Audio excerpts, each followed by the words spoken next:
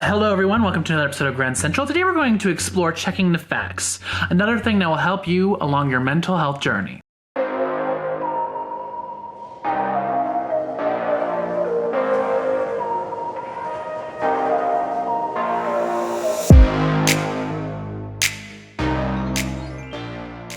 All right, thank you everyone for joining me again on day 24. Today we're going to talk about checking the facts, and basically what that means is we all have these instant reactions to things. In the moment, we always assume that what we're thinking is accurate and correct, and that can sometimes lead us down on a dangerous road because sometimes what we perceive to be happening isn't actually happening. An example that I can talk to you recently is I was in group therapy, and there were these sounds from like down on the street below that sounded like gunshots, and so instinctively my body started to shut down. And I started to process all these things from previous trauma. I was in an actual drive-by at one point in my life. I remembered the sound. Basically what happened is my mind wanted me to run to the end of the hallway, get in my car, and drive as far away from group therapy as possible. But then I started checking the facts. Okay, what is everybody else's reaction in the room around me? Is anybody else panicking? We were going to lunch, and so nobody was rushing to go home. They all went downstairs and went to lunch. And then after that, after nobody overreacted, we were on the street and I was looking around, and on that occasion there was a police car because something was happening, and then in the drive garage by the group therapy, they weren't telling people to leave. They weren't evacuating the street. There wasn't people running in any direction on the street, so I proceeded to have lunch. And then when I came back, it turned out somebody had crashed into the garage drive-in area, and that's what the sound had been. But it had sounded so familiar to me that my body just instantly started reacting, and it stayed with me. Eventually, when I got back to the room and I checked with other people, because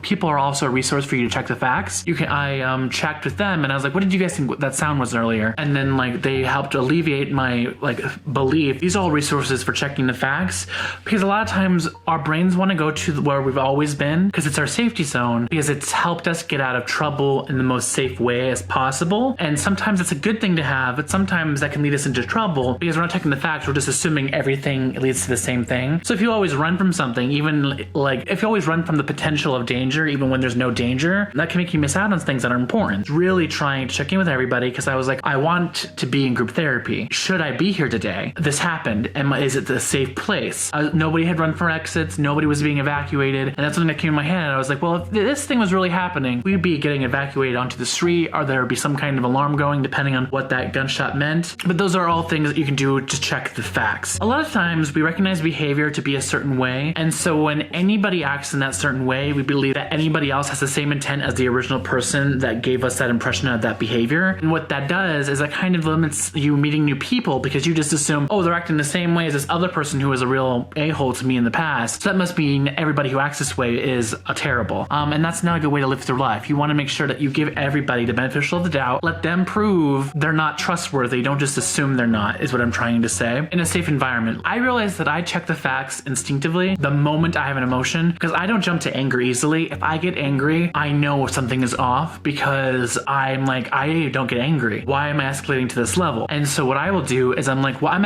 at like a 10, and I'm never angry, so I'm not comfortable with the situation. I'm not okay. So let me check the facts that the person who just said something so insulting to me meant what they said to me. I didn't have a false thought of what they meant. I'll be like, I just want to make sure that when you said this, you meant it like this. Because if that's what you meant, then we are going to have a problem. But if I misunderstood you, here's your opportunity to speak and persuade me that I'm wrong. I don't go that much into detail, but that's what my brain's saying, is I'm going to let you tell me, the person I'm angry at, that I misunderstood what you said. Because if I don't 100% believe that I'm wrong, then I'm like, okay, this anger is justified. So I've checked the facts, they confirmed what they said, and that I understood their intention and what they meant by it. So my anger is justified, and so now how I proceed with that person is a just thing to do. It's not me just living in the same expectations of trauma that have existed. You want to be able to meet new people, but if you treat every new person as the one new person who really hurt you, then you're never going to meet anybody new, because you're just going to assume they're all the same. And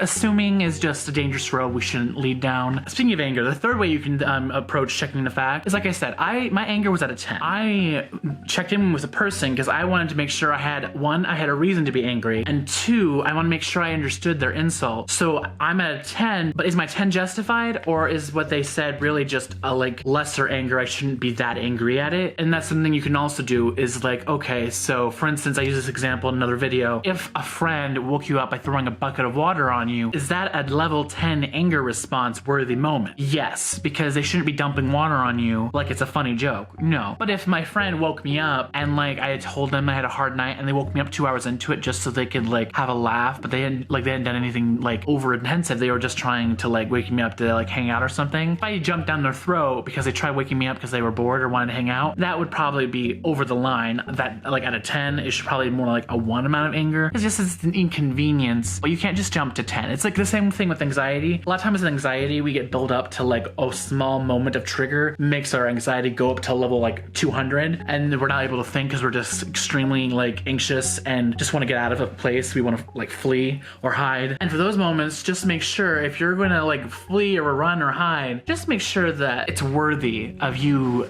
jumping to that step, you know? Like you want to check the fact, like, am I in danger? Okay, yes. Is this the best option for me being in danger? I used to be introvert to the point of being what I call a status of a robot. And so I just wouldn't talk to people, and I assumed anybody who dared approach me had ill intentions. I would automatically be rude to them. I'd automatically shut down anything conversation. I give one-word answers, but they could have just been adamantly trying to make a new friend, and I kind of shut down something that could have been a good thing, but because I didn't even allow the conversations to last, I didn't really give myself an opportunity to meet new people. You want to be present and in the moment, because a lot of times we can get trapped in our heads in trauma, and so when you check the facts, you want to make sure you're checking the current present facts and not historical facts. If you're angry with someone, make sure it's angry with what they just said in this current moment, not angry over 10 years of a relationship, because that's a whole other issue. Checking the facts should only resolve with what's going on immediately, because that will lead you to make the best conclusion and the most accurate decision towards the current moment. And this is kind of like the first thing I wanted to go over when I dive into emotional regulation. It's a very complicated subject, and I wanted to start with something easy. Checking the facts, I feel like once you are at least on the level of being able to check that your reaction is 1, justified, and 2, like there to help you, or like alleviate some of like the judgment and guilt for reacting in certain ways, because it is what it is. Sometimes you could be like in the middle of an amphitheater, like having the time of your life, you could be laughing, and something could trigger you even though you're laughing, and you're like, okay, so is me being sad and wanting to curl up into a ball an accurate thing in this current moment? And if you check the facts, I came to hang out with friends and we were enjoying ourselves in this comedy improv group session. This is made up. I know I went to an improv thing, but this is made up. I'm just using it because it's like a recent thing I did. If I'm in that moment and I'm like, okay, so even though my trauma, which trauma lives in my body for me, so if I'm in my trauma and that's happening, I'll be like, okay, I understand you want to come out because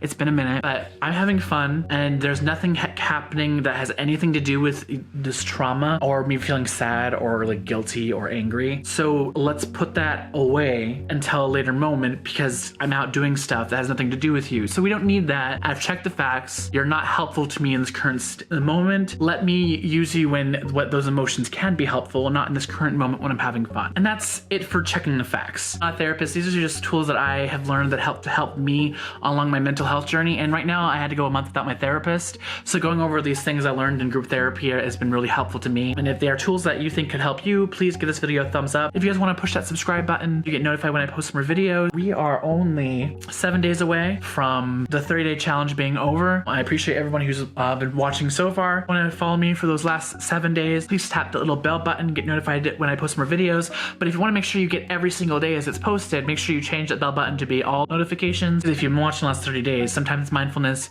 sometimes it's entertainment, sometimes it's storytelling. It's like, I want this to be a place that other storytell creative types can come to find, because I realized that mental health is a huge problem with a lot of artists, and I feel like it's because the stigma is we don't talk about it. And that's crazy to me because like there are like famous authors in history that have struggled with depression and anxiety and they've taken their own life, and I'm like, well, if it's a problem in like this industry, then I feel like it should be something that we're more present and talking about, because I love storytelling. I love the act of trying to be in somebody else's shoes and what that can do for us. Sometimes I just think it takes a reminder, and so that's my reminder to you.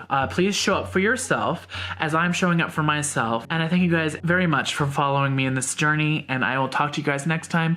Thank you so much. Goodbye. Bye.